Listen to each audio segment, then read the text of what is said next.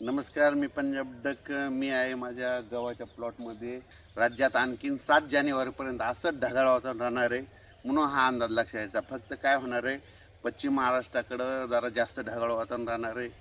त्याच्यानंतर लातूर जिल्हा, धाराशिव जिल्हा, परभणी जिल्हा, बीड जिल्हा, जालना जिल्हा, त्याच्यानंतर सातारा, सांगली, सोलापूर, कोल्हापूर, पुणे, अहिल्यानगर या भागामध्ये जास्त ढगाळ वातावरण आहे. कुठंतरी असे थोडेफार थेंब येतील. खूप काही पाऊस पडणार नाही, त्याच्यामुळे काही चिंता करायची गरज नाही. पण राज्यातल्या सर्व शेतकऱ्याला सांगू इच्छितो की जवळपास 7 जानेवारीपर्यंत असंच ढगाळ वातावरण राहणार आहे म्हणून अंदाज सर्व शेतकऱ्यांनी लक्षात घ्यायचा.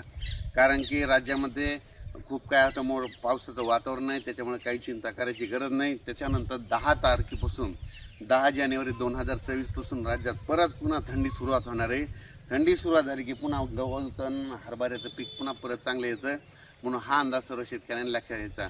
फक्त हे 4-5 दिवसच हे असं वातावरण राहणार आहे म्हणून हा अंदाज महाराष्ट्रातल्या सर्व शेतकऱ्यांनी लक्षात घ्यायचा.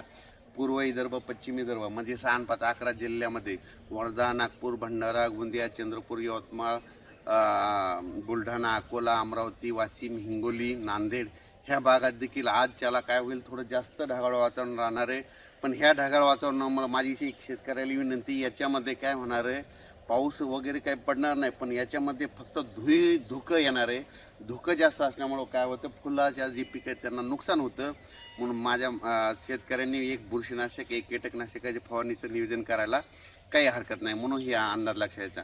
पण राज्यात मात्र आणखीन 7 जानेवारीपर्यंत असंच ढगाळ वातावरण राहणार आहे म्हणून ही अंदाज लक्षात यायचा.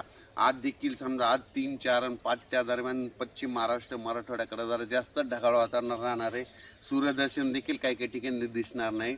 असं वाटेल की पाऊसच येतो की काय अशी परिस्थिती राहणार आहे. क्वचित ठिकाणी कुठंतरी थेंब देखील पडतील म्हणून हे देखील सर्व शेतकऱ्यांनी लक्षात घ्यायचं.